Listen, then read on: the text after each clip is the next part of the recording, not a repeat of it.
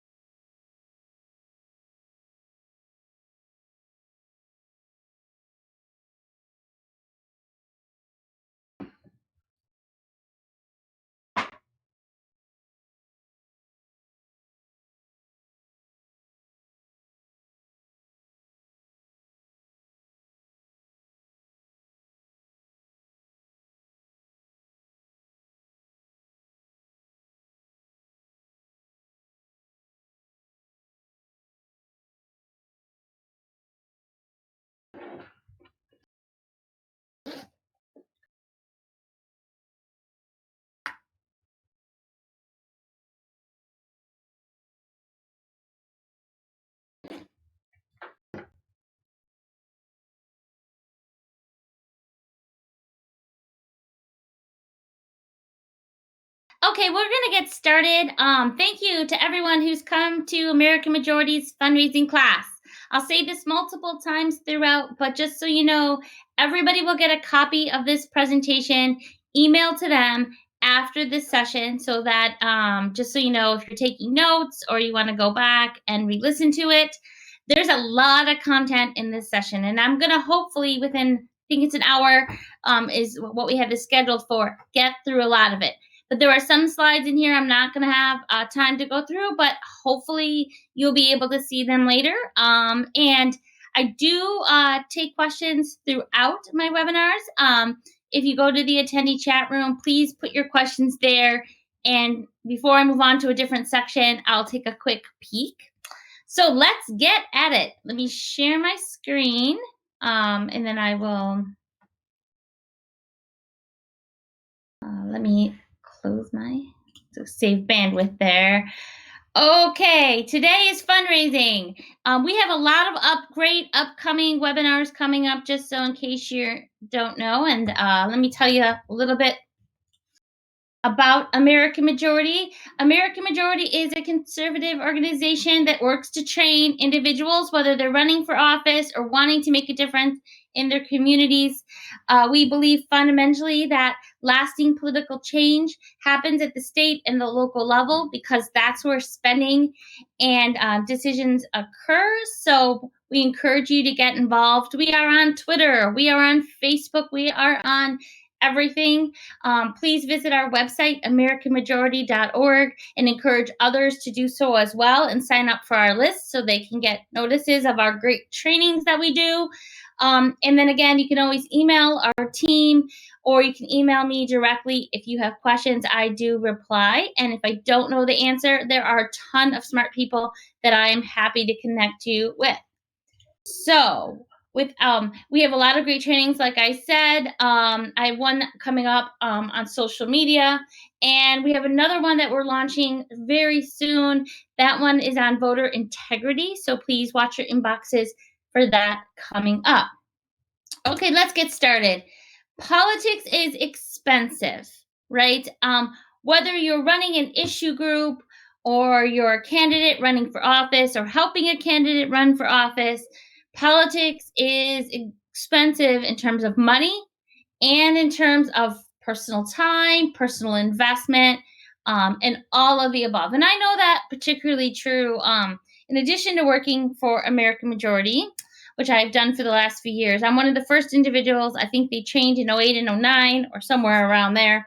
I'm an elected official myself, having successfully won 3 elections. I'm an activist. I've been involved in politics, working on campaigns, training and doing things like this, or helping other issue groups or PACs, etc. I'm a mom of 4, and I have 4 kids, so obviously my time is valuable, as well as I know how much it costs to run a campaign or manage the campaign's money to get there. Ultimately, whether it's time you're investing or money, the goal, right, is communicating with voters to get them to vote for you on election day. And while it would be nice to say in a Pollyannish world, politics shouldn't cost a lot, that's just not the reality to which we live in. And in 2020, that was never more true than ever. I mean, there was a crushing amount of money being spent. I mean, this was an article up on the top left-hand corner. $14 billion. I mean, that was like October's total, so I can't even imagine what the final total is.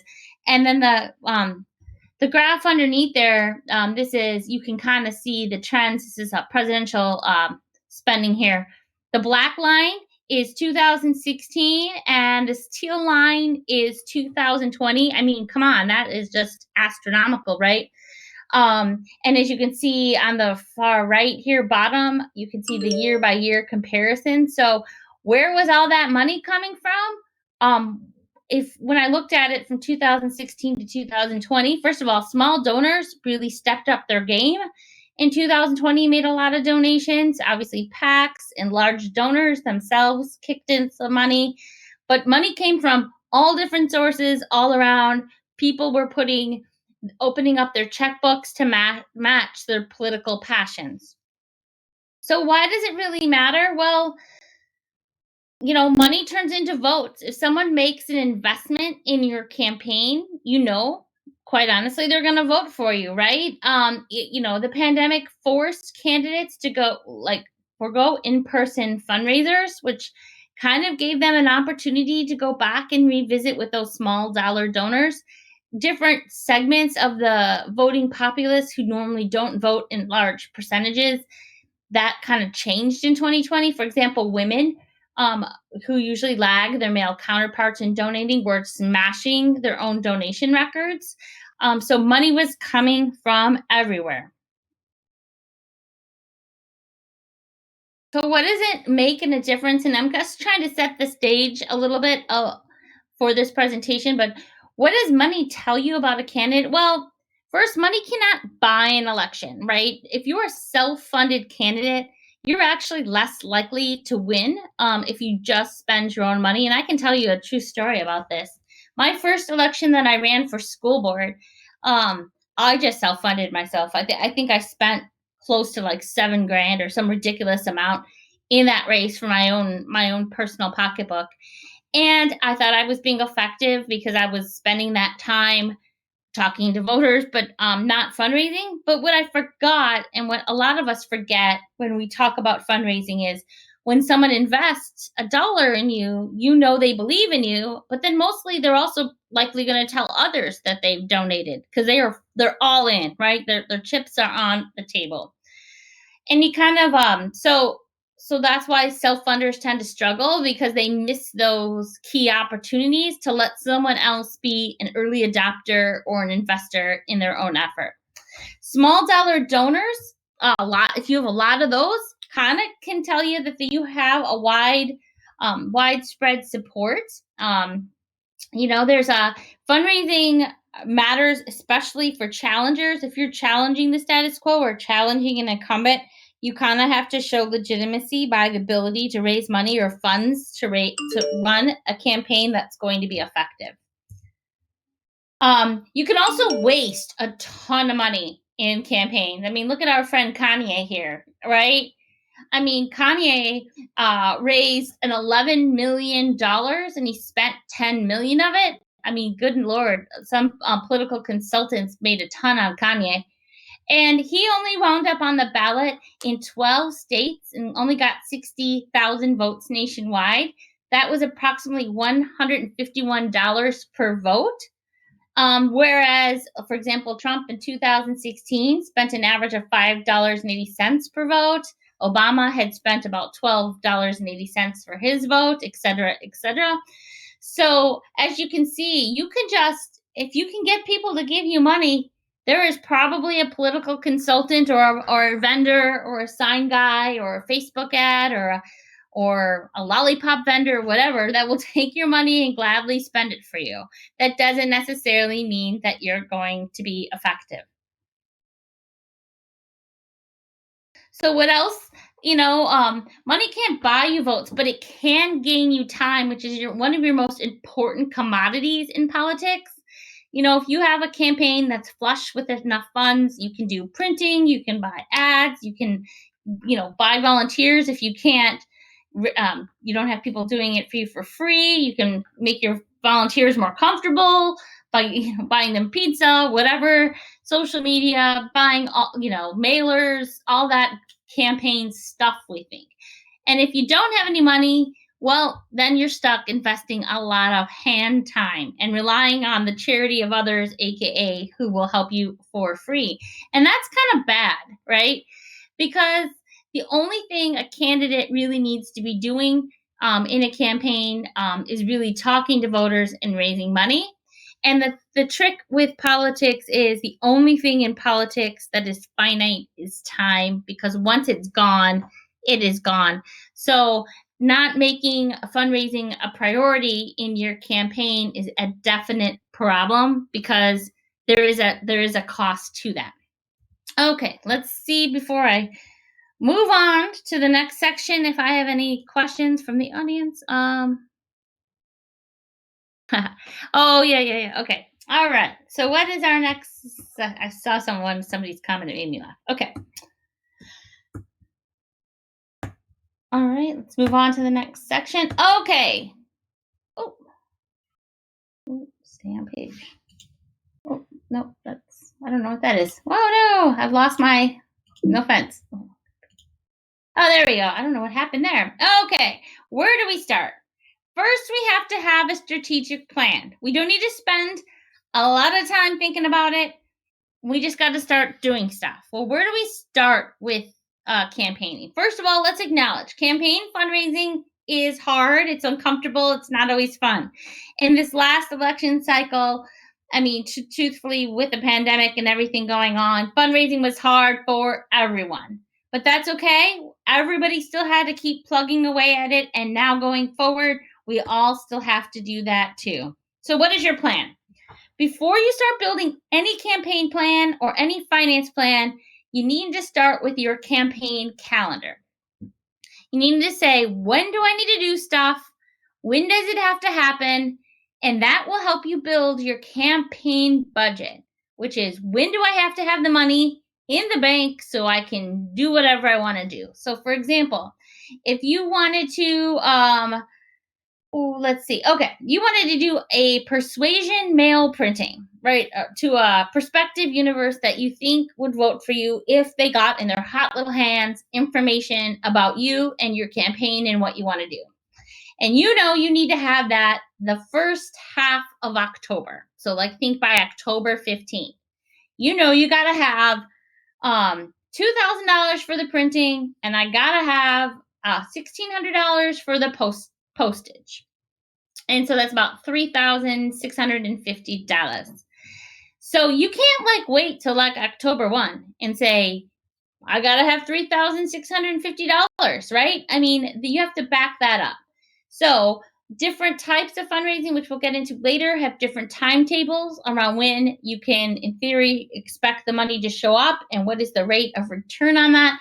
But if October 15th, I got to have this money because my print vendor needs me to write them a check, and my mail vendor needs me to give them a check, and my personal credit cards are all maxed out. That means you got to kind of think about what is going on with my computer. You got to think about that effort and plan that fundraising kind of in August, beginning of September, to assure that you would have that money by October 15th. If you were just kind of winging it and not really laying out your strategic plan and just kind of doing it by the seat of your pants, you might get to the 1st of October and not even thought about fundraising and then not be able to execute what you had planned to do. You might also find out, hey, my fundraising went really, really well. I raised more than I anticipated.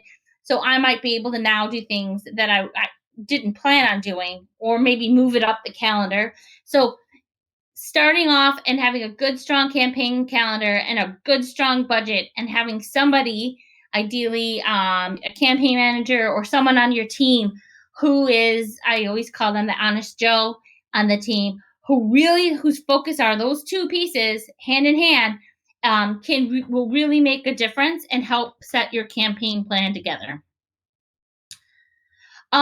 So is it possible to fundraise right now? Absolutely, right? Your a fundraising plan will need to account for your timeline, your unexpected expenses, right? You might have to always be flexible in how you do things, depending where you live. Minnesota, the maximum people I can have at a public event is 50. Last month it was 10. So maybe my event was a hybrid, or maybe I did a bunch of small ones. If I'm in Florida right now, it's laissez-faire. I could probably have a big event and nobody would care. So always being flexible is important. It also starts with a really strong team, right? Your campaign should have a group of people committed to helping you raise enough funds to make a difference. A finance committee is not a social committee. If your committee is getting together and everyone's sitting around having a cocktail, glass of wine, apple juice, coffee, whatever, and chit chatting about the weather, and they're not talking about where you are with your budget, where you are with your time, then that is not the right group of people at the table, right? It is not a social club. It is always a working club. Good finance committee members are experienced. They're highly ethical. They are extremely loyal to you. They would walk over hot coals for you. They are well connected, loyal, and goal orientated, and it helps if they're really competitive people by nature. AKA, if I know I can raise $100 and I find out Joe raised 200, I'm kind of thinking, how the heck am I going to get 200 next time? Because I'm not going to let Joe beat me, right? That's kind of internally, competitive, not in a negative way against each other. Just they like the little rough and tumble. There are tons of great people. It should also be a diverse group of people in terms of profession or experience or connections. So they're not hitting up the same people for you or helping you make different connections that you don't have. But it is absolutely a working group. They are your workhorses, in terms of their goal is one goal. They're not going to be your phone bankers. They're going to be, who can we connect you to? What lists of names can we put in front of you? And how can we help you raise this money? You also have to be flexible in your plan. A good finance plan is really set up, like I said, on the calendar and the budget. And then also on the timeline, your finance targets, and holding people to account. A good finance plan is really diverse in terms of how it raises money.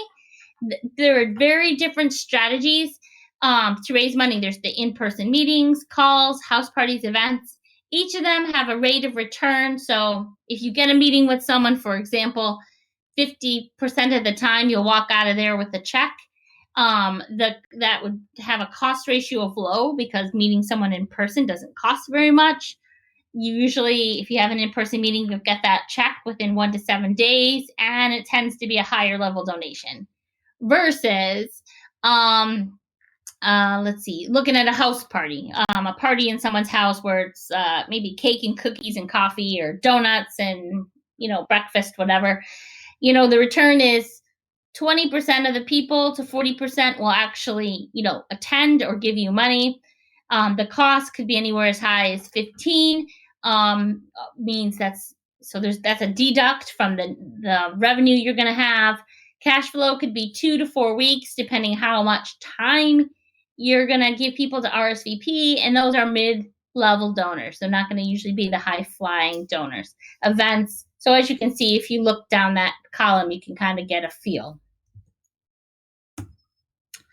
Why do people donate to campaigns? Okay, this is where we have to start thinking about when we're building a list who those are. People donate because of your friends, right? Of habit, you always give money to a certain candidate or cause. People, believe it or not, give because they want access eventually at some point. They want to be able to show up at an event or call you on the phone if they have a question. There's a lot of people that donate to both sides of the aisle, and they're not, because for business reasons they might choose to do that. But the biggest reason people donate to campaigns is because fundamentally they were asked. People don't contribute to campaigns when they weren't asked, or maybe the appeal that you made to them was offensive or rude, or the last time they gave you money you forgot to send a thank you card, or you focused and asked money of the wrong person. This drives me crazy sometimes. People in politics assume that only guys donate. So I happen to be the political one in my family, and I can't tell you how many times I get calls from people trying to raise money, and they call and they ask for my husband Todd. Well, good luck trying to get any campaign cash from Todd. Todd wouldn't give anybody any money. So whenever somebody calls and asks for Todd to raise money, I'm like, sure, talk to Todd, because that's going to be a no. But if they called and asked to talk to me and talk to me for 5 minutes, they probably would have gotten that check. So understanding who and why you're asking is so critically important. So who should I ask? Well, knowing the different types of donors is just as important as what type you can ask. So let's talk about each type of donor. Let's see, let's get there. Oh, before I do that, I'm supposed to ask any questions. Does anybody have any questions? No? Nope. Okay, I'll keep going. And I know I'm going through this kind of fast, but you'll get a copy of this later, and I'm always available for questions at any time. Okay, being organized in a campaign matters.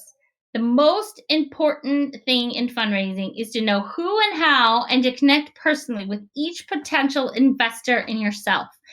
I'd like to think of people who are donating in campaigns as an investor in me, mostly because it helps me put it in perspective. If I was going to go out and try to raise capital for a business venture, I would have to, again, have the plan, be able to articulate it, explain what I was doing and what I was going to be about. And I kind of one year thought, you know what? That's what I should be prepared to do with each potential person that I'm asking for campaign money. So the first thing, we want to build a balanced plan. You don't want to create a fundraising plan that's heavy weighted to all small donors or all large donors, right? We really want to build a plan that is strong overall. And the reason is because there's always ebbs and flows of fundraising. If stock markets might be down one day, or business might not be doing so great. Well, if your campaign plan was built only on large donors, you wouldn't be able to fill so quickly that gap of small dollar donors, because those donations take longer. So having that big balanced plan, think of it like a long croissant versus my donut, is really will help you visualize that. So what type of donors are there? Now, this is Jennifer's super secret way that I think of every type of donor. Now, you can call these kind of donors anything you want in the world, but this is just how I categorize when I'm building my campaign list, which is, again, the third thing I do in a campaign. I build my campaign calendar. I build my campaign budget. I mean, obviously, I already have my finance team together, and then I build my list. Okay, so let's walk through each different type of donor in a campaign. And if you have a piece of paper in front of you, I would encourage you to take it out, and when I describe each kind of person, think of 2 to 3 people that you could instantly think of and put them in that category as I describe them. Okay, the Tupperware donor. The Tupperware donor is someone who donates only because of you. right? Their motivation is just your personal relationship. They're immensely loyal to you. And in order to get a donation from this person, you have to personally ask them. And if you do, they will be an early investor in your campaign and they will support you. They barely even know what you're even raising money for or what you're doing or whatever. So I like to think of them as Tupperware donors because I can't tell you how many candle parties or clothing parties or jewelry parties or whatever I get invited to, and I go and I buy the stupid trinket on the table. I don't even want it, really. I'm just doing it because my friend called me up and asked me to come, and sure, whatever. I'm doing it to support them, and I'm glad. I have fun. I have a good time, but that's why I'm going. I'm going because I want to support my friend. That's the Tupperware donor, right? A Tupperware donor is great to keep, to keep your campaign going. And friends and family, and by friends, I mean your super close friends, are your first source of support because they're totally invested in you. It's good to be very specific in your ask, right? Sometimes, my sister would be one of these. She would want to go, well, how are you going to raise money beyond me? Be prepared to answer some basic questions and then be realistic in your fundraising request. You probably can come back to this donor a couple times and ask them for support at the key moments of your campaign or to get you out of a pinch, but just to be really thoughtful and respectful. Because again, these are your personal friends and family. Nobody else probably could ask these people for money. Just so you know, if another candidate got your list and tried to ask this person for a similar donation, a Tupperware donor may not donate because, like, literally, they're not political animals. They're just for you. The next one are affiliates. Now, these people are also really loyal to you because they have a shared history with you, but they're like one step removed from my Tupperware donor friends, right? Loyalty, the message has to be specific. It has to be a specialized message drawing on your shared connections. Ideally, a sentimental message. And again, they are awesome because they are early investors in you as well, right? And so think of those you went to high school with or college with or are in clubs with. Again, early investors. Again, because of the personal connection, these donors will take your call. That's super helpful. They might even hold events for you later down the line if you ask nicely. Be prepared to ask a little tougher questions than your Tupperware ones. These ones are basically, can you win? And like, what are you running for? They're going to ask a little tougher. And these kind of calls are great because they're really good practice to kind of get your sea legs about raising money and getting those answers so that they come to you more naturally and more fluidly. So not only are they giving you money, but they're also helping you build, fundraising skills and being able to feel confident in your answers. So again, be specific in your ask, be realistic, and be friendly. And again, between these two donors, you want to be incredibly grateful, incredibly thankful, and make sure those thank you notes go out. So the next type of donor is a club donor. So these people will donate for the cause. It's not necessarily tied to you as a human being or you as a person. They're donating to you because of your shared philosophy, and it is totally transferable from who's running. So if you have endorsements or primaries in whatever state you are, these people, if they see a conservative on the ballot and you send them a letter asking for money, they're just going to go ahead and give you money for the Gipper, right? So ask to them needs to be focused on shared values, shared issues, and obviously shared goals. Because this donor is based on a shared ideology, this donor will donate in good times and bad.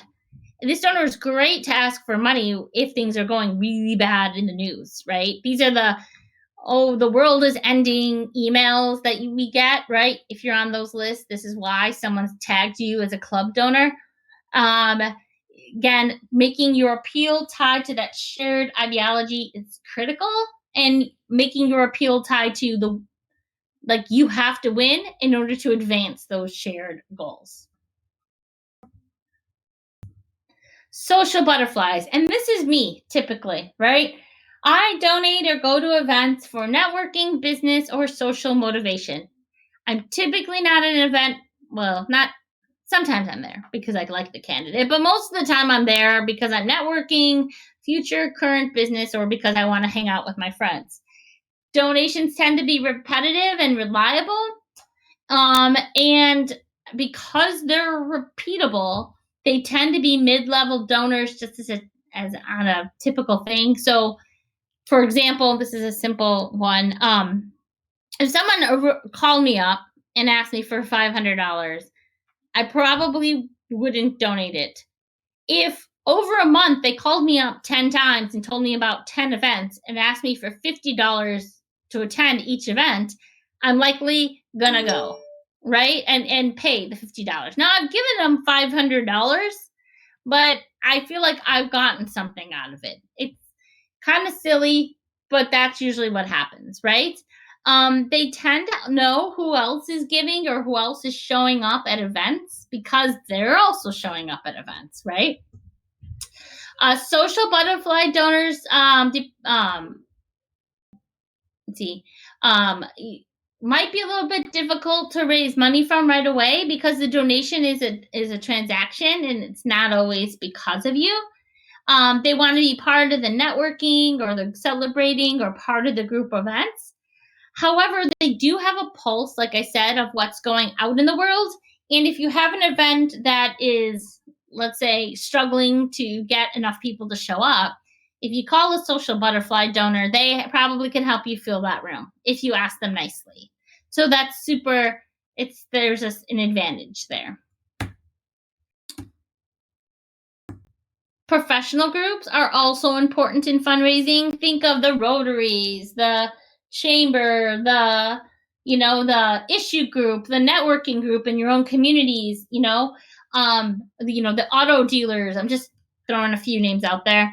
Donations are typically business related if you go speak to these groups. So if you show up to speak in front of, I'm just picking on the auto dealers, the auto dealer networking group to kind of talk about your campaign or what you're going to do, you better have done some basic research into what the auto dealers want to talk about and what they're about and what they're talking about. Because if they ask you questions or want to learn more about you, you either could, get donations because you're in alignment with them, or might turn a bunch of people off because your issues don't align. So really understanding that, why you're there and what the other side's motivation is super duper helpful, right? So doing that research and understanding it is really great. Now, over the pandemic, a lot of these groups were still meeting. They were having Zoom parties. They were having networking groups. So now is a great time to network with people that weren't necessarily easy to get into before, but because of the technology platform, you might be able to secure a 5-minute hello in a way that you hadn't. The other thing about these groups is some of them won't necessarily be able to give you money right then and there. So when you're at these events, you should be collecting as many business cards as you can, writing a little note discreetly on the back of each one to remind you something about that person. And then those are great people to follow up with later. Large investors, think of these as the bigger donors, and big depends on what kind of size race you're in. If you're a presidential race, big is a different dollar amount than if you're Jennifer running for park board, right? But the reason these large investors are donating, let's be honest, it's for personal direct access. They're usually motivated by a singular interest, which is might be a cause or it might be their business interest. And so knowing and having a ton of information and research about these people is critical so that when you go there, you're treating them like how they're used to having their business meetings go. I'm on time. I've done my research. I have my agenda. I am working really hard in each one of those pieces.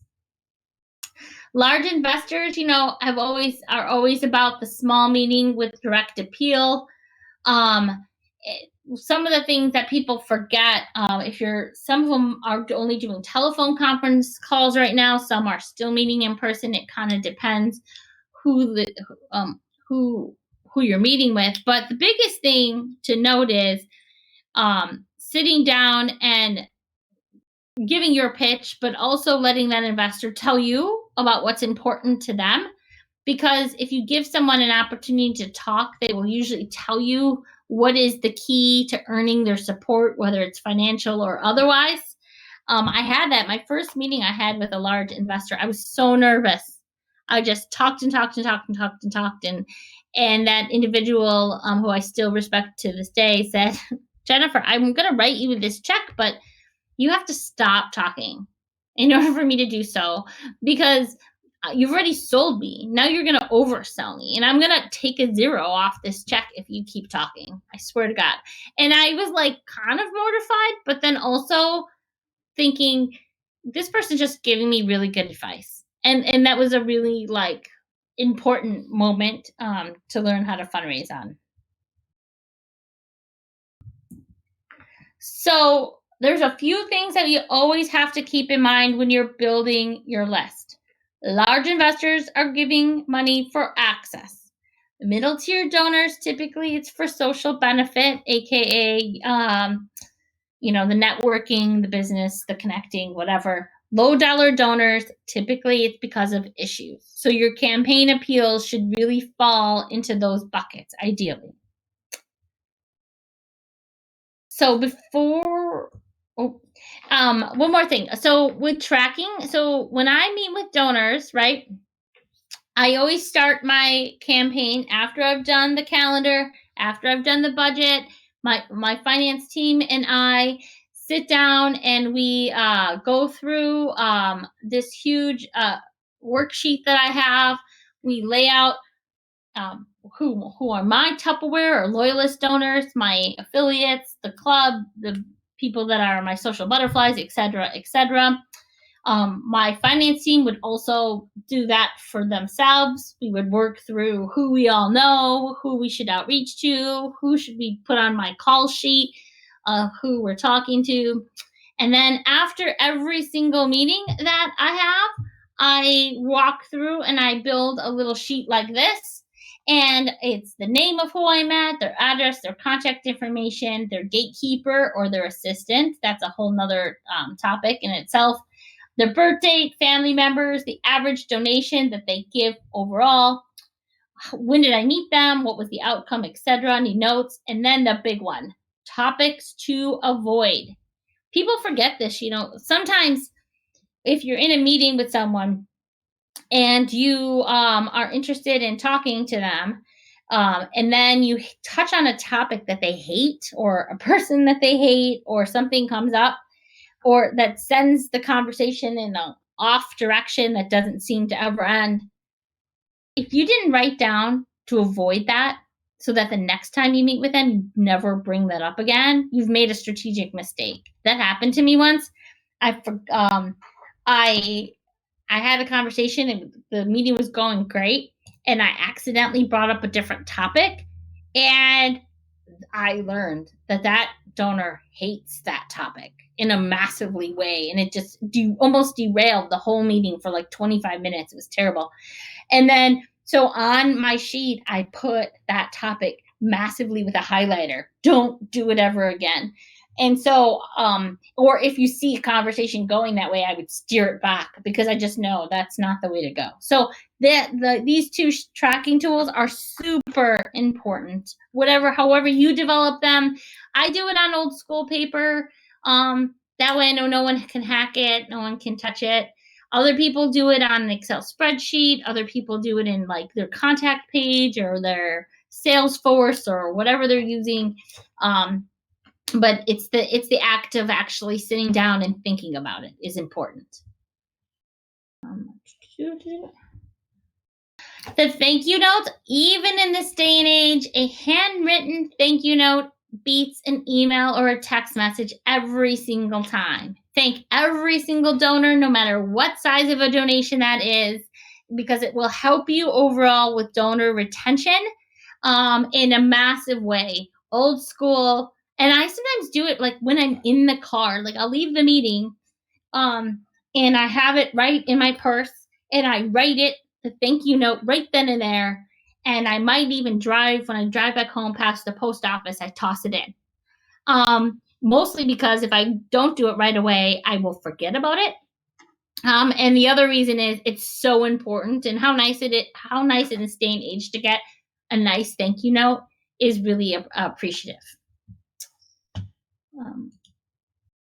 Let's do the next one. So, are there any questions before I move on to the next section? I'll give it just a second before I move on to the next thing to see. Okay, moving on. And again, everyone's going to get a copy of these slides. Everyone will get this emailed hopefully tomorrow is usually when Angela does that. So if something comes up after, feel free, you can ask me questions later.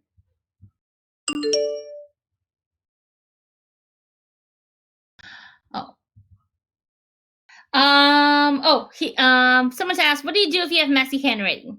Well, if you'd prefer to type it up when you got home and then just hand sign it later, that's okay too.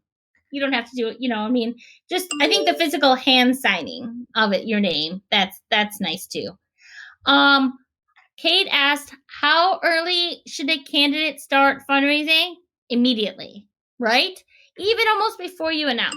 You can meet with people before you announce and get pledges. So you can say, well, when I open it up and when I formally announce, can I count on you for that first $100? Because you're going to be the first person I call. And you could do that, but immediately, right? Talking to voters, fundraising, first things out of the gate. Why? Because you need stuff. You need to get your website up. You need to, get some business cards paid for. You might need to get some signs or a piece of literature for door knocking. Campaigns are expensive, and it's a never-ending black hole of why you need money. Frederick says, with business wanting to play both sides, how do you approach them? Yes, they do that all the time, 100%, right? So one of my largest donors, you'll see, he's donated to people on the right and people on the left. It's just a business transaction. And you know what? Are they writing me a check? Great. And do I generally agree with what this person stands for? Then I'm going to take that check. Whatever. They're going to do what they're going to do. And I don't look at it in a negative way. Now, I'd prefer my large business donor only gives money to me, obviously, but they're going to make their decisions, and I'm going to take the check before I'm going to be judgmental. Yes, Marguerite, please email me after this, or I will ask. We have a sample strategic plan, and I think we have a sample campaign calendar. And I will get it to you guys. I'll ask her to attach it. I'm going to do some training specifically on those things. So please keep a lookout for that as well. April asked, should you ask for a specific amount when it's face-to-face? Yes. Yeah.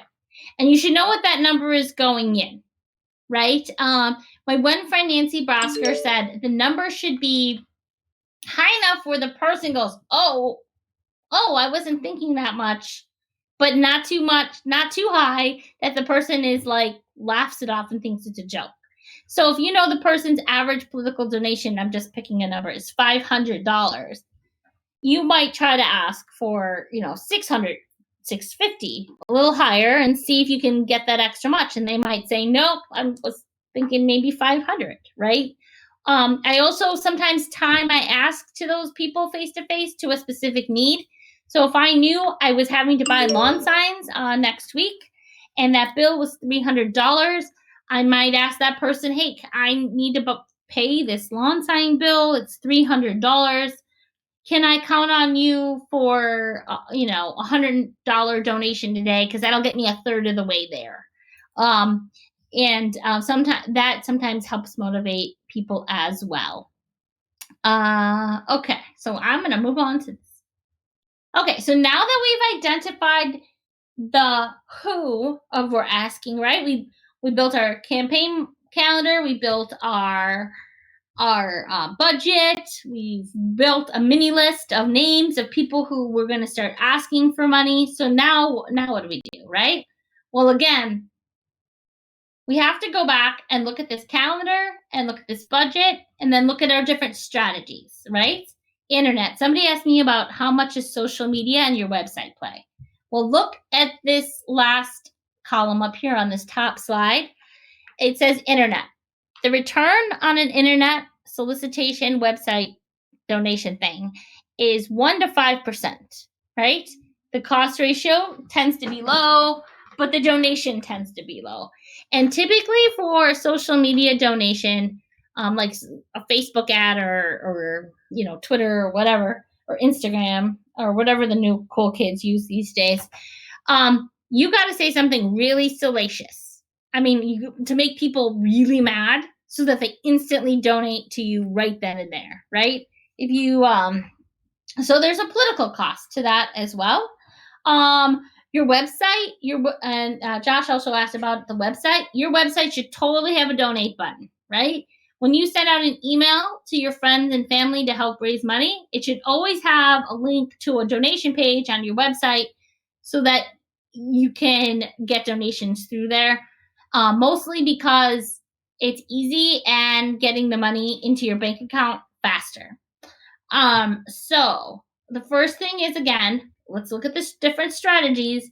How much is it going to cost me? Like, direct mail, mailing a bunch of unsolicited letters to ask for money. Well, it's going to have a huge potential cost to me, up to 75% in cost. And it's only going to return 10% unless I know exactly who I'm raising money from. And it's going to take me 6 weeks potentially to get that money back. And so we really have to think about it, right? So these things are, what are my needs? What are my timelines? What are my financial targets? Who am I asking? And then keep evaluating on each of those strategies each time as I complete each component. So calls. Okay, so right now, some of you can meet in person depending where you are, and some of you can't. That's okay. Having quality calls with donors is like the lifeblood of any political campaign, whether you are running for Congress or you're running for park board. It doesn't matter. You got to make sure that conversation is a two-way conversation. Clearly explain who you are and what you're doing, aka running for office, right? What knowing before you got on that call what matters to that individual, how you will win, and then stop talking and listen. And listening is the key. People will tell you again what motivates them to donate and what will not. I had a poor congressman call me and ask me for money, and he called me at the worst time ever. I was watching national news, which is always a bad idea. And I was watching this horrible congressional hearing that was just driving me crazy. I was so mad. And unfortunately, that poor congressman called right in the middle of the hearing and couldn't figure out a way to get me off the topic. And he wound up spending 30 minutes on the call and not even getting to the point of asking me for money, right? So what would you do? Because that sometimes happens when you're making fundraising calls. Well, that's where you break out that personal note, right? And say, wow, thanks for the great phone call. I really appreciated that topic, and I was wondering if you might consider donating to my campaign. Here's how you could help me. But most of the time, it's ending the conversation and making the ask right then and there. And then sending them the vehicle either to your website or sending them an envelope in the mail so that they can make that donation to you. we have the traditional house parties. Hopefully some of you are getting back to being able to do that, which is the cheap wine and cheese party at your house, or cake and cookies, whatever floats your boat. Friends definitely are great with that. You designate a friend who is able to host it at their house. That's a low cost thing for you, and they supply all the food, and you invite all the people, and then it's an easy peasy thing to do. Some of us are still not able to do that, or are wanting to expand into this idea of a successful virtual fundraiser. And believe it or not, these happen. Lots of campaigns did this in 2020, all levels, right? Why are they successful? Well, it captures data. You got more follow through on attendance.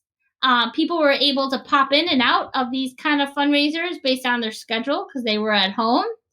The key with that is you got to keep it really interactive, so it's fun and social, and then be realistic of how much can you really raise if people are at home, and not really at the event.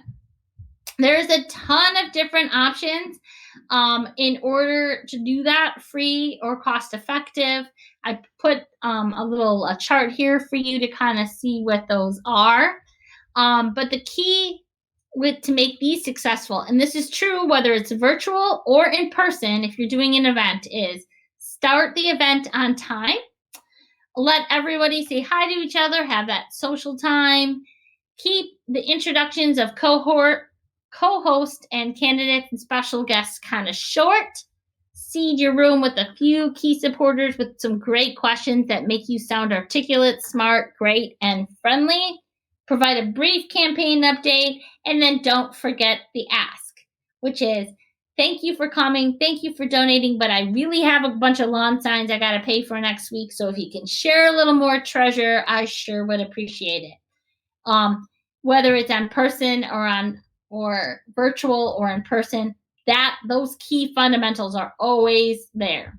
There's a great story that my friend Nancy Bosker tells all the time about, these events, whether they're in person or virtual, don't have to be, uber fancy and uber glitzy.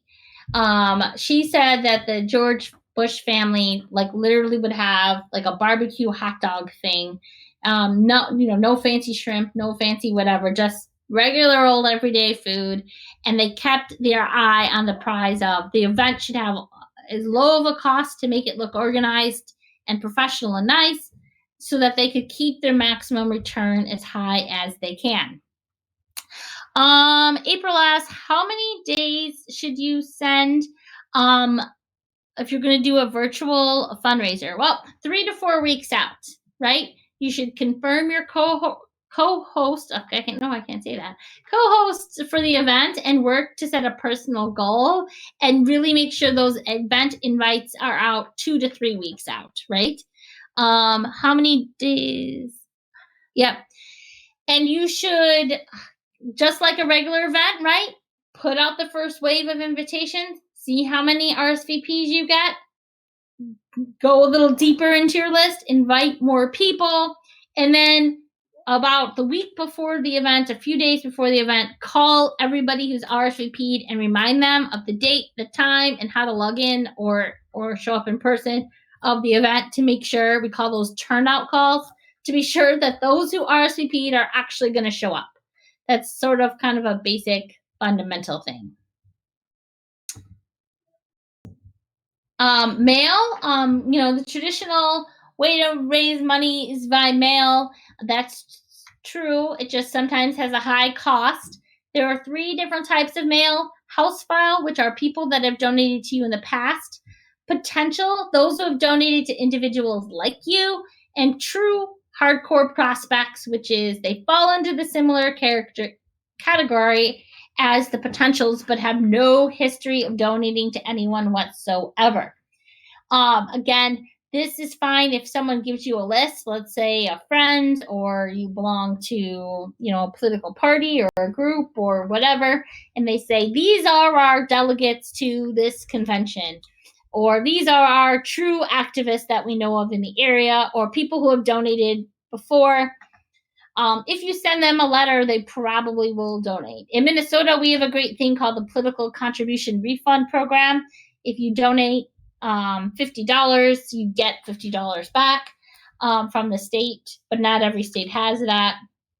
But the House file is where you should go first, and know that you might have to make some follow-up calls. Like, hey, I just sent you a letter last week, Chuck, asking for money to help me with my campaign. Are you able to do that and follow up on those you send it to? Kind of like, like you're fishing.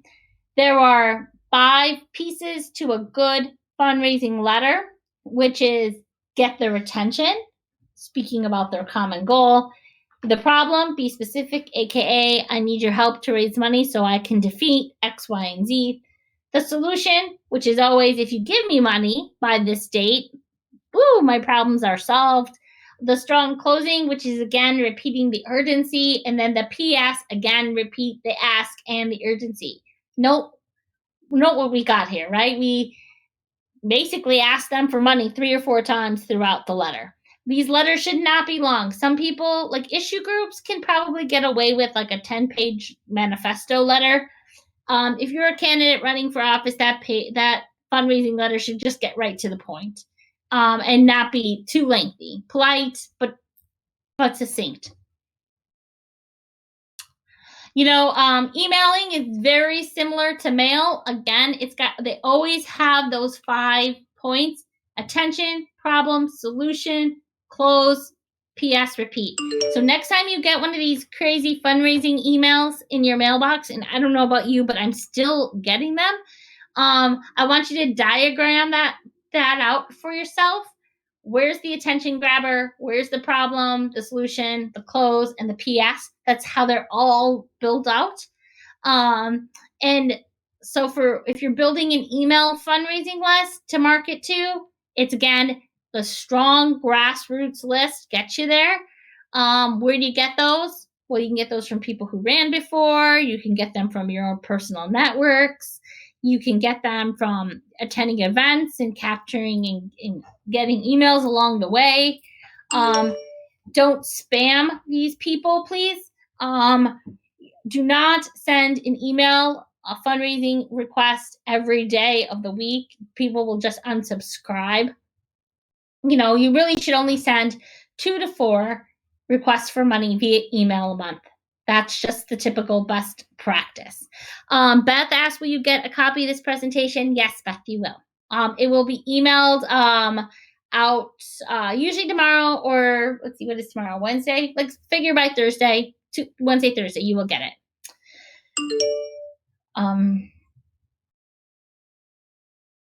Okay, it says, okay, there you go. Okay, what's the next one? Social media and texting. Yes. You can raise money this way. You can raise money by text message. There are lots of different services that offer there. You can raise money by Facebook. But when you raise money by Facebook, you have to be really thoughtful on your visuals and what you're doing.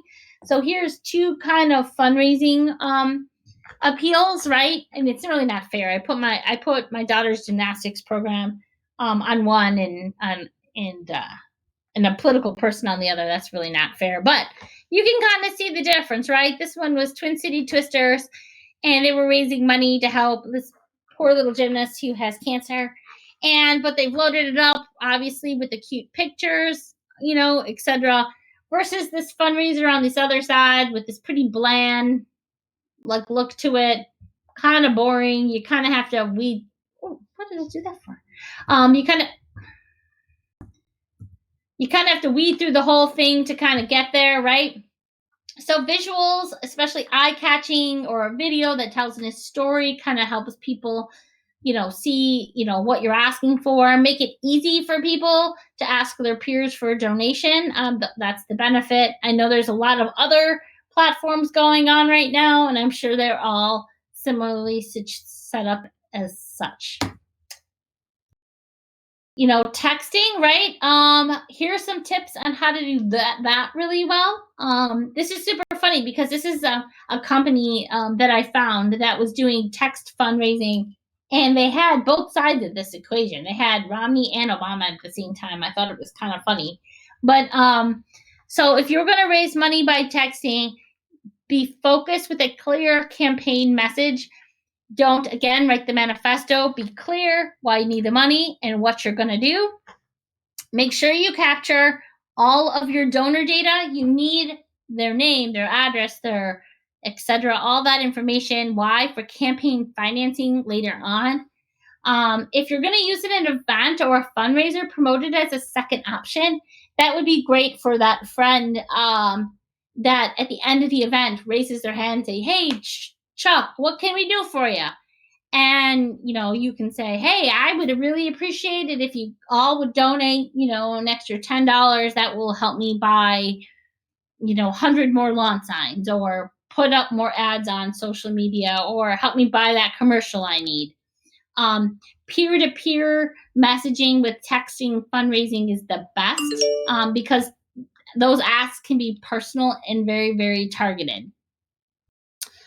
Let's see. Remember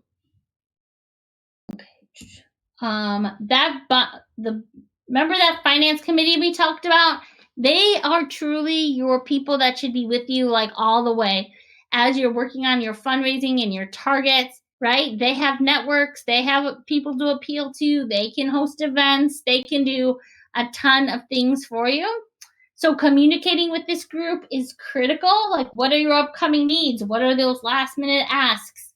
They should help go through each event or each thing you do in this sphere and kind of help you evaluate, was it successful? What could be done better? What should you do to either double down and do more of it, or close the gap if you didn't reach its fullest potential? So that was a lot for an hour. Let me see if I have any other questions, or if you have some. Let's see.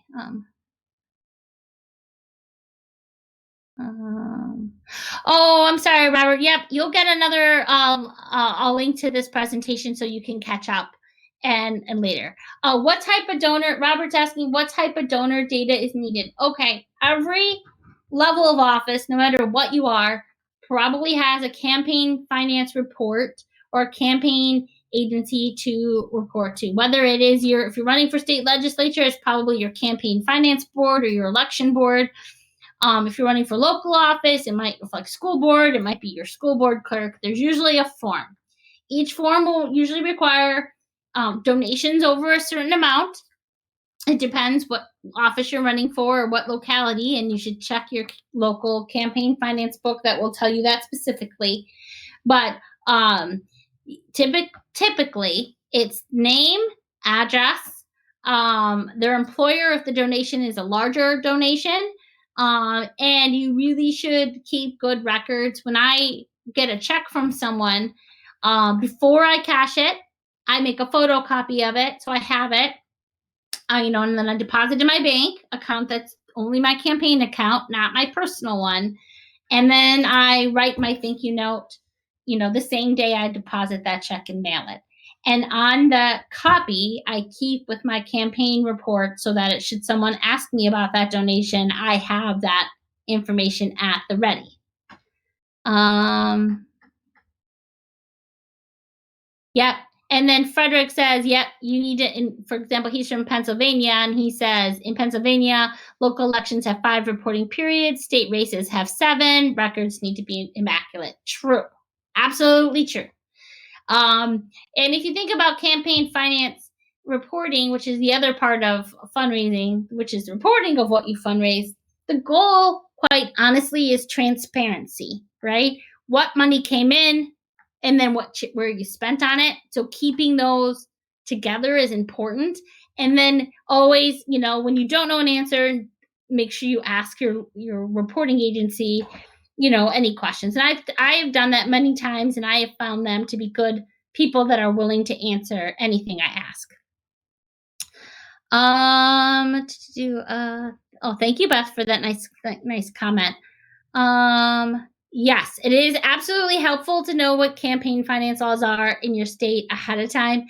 And that's another thing, that your campaign finance team would be, to talk about that, right? Because some states, depends where you are, will allow you to take money from businesses, etc., and other states will not. Some states have timeout periods, which when things are in session, lobbyists, etc., cannot donate. Other states are not so stringent on that. Some states have maximum dollar amounts you can take, and they vary per office, and some states don't. So doing a good review of that is very, very, very critical, because the worst thing is getting a check from someone and then having to return it if it isn't correct. You don't want to do that. And you want to sound knowledgeable, because that person you're asking money from is going to then turn around and ask you, like, what's the maximum I can give you? And that's such a fun question to hear, and you want to be able to answer that articulately.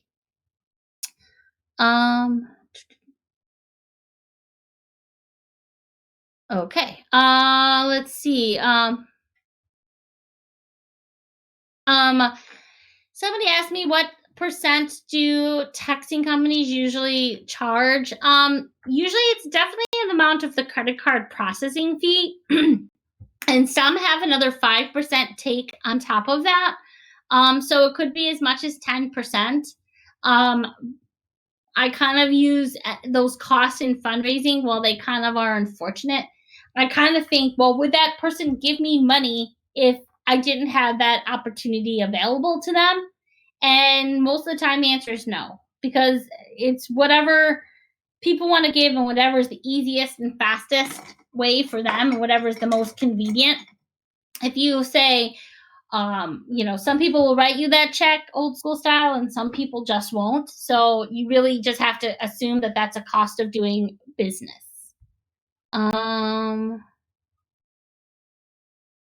There are, Joe said that he thought there were legal restrictions on texting without permission. There are, but if you're in a room and someone says, hey, text, Jennifer to 56758 to donate $10 because you're at this fundraiser, you have their permission to get back to them. So, and I would never, or you have a list and people have checkoffs, like it's okay to text me or whatever. So you absolutely should follow every legal rule in your locality.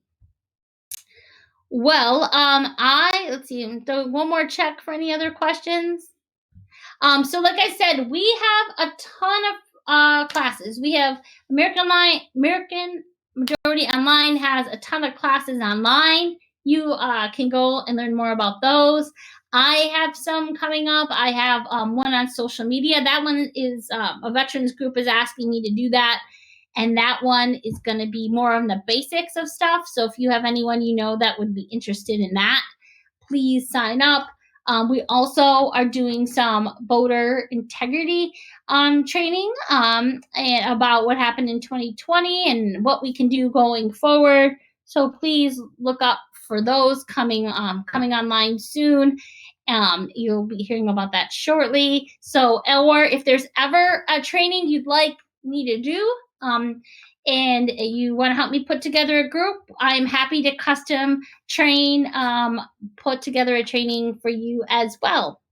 So with that, thank you guys for coming. I'm only 10 minutes late. Again, you'll get a copy of this presentation. And again, thank you so much. And I look forward to seeing you next time. Thanks.